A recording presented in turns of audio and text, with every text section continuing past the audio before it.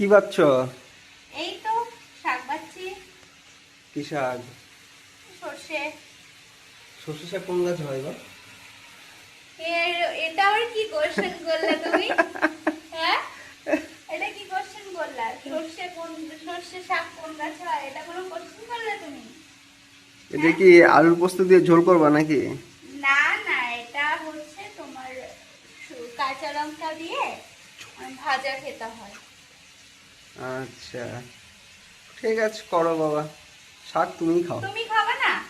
হ্যাঁ, দিলে সে না হয় তোমাকেই খাইয়ে দিব।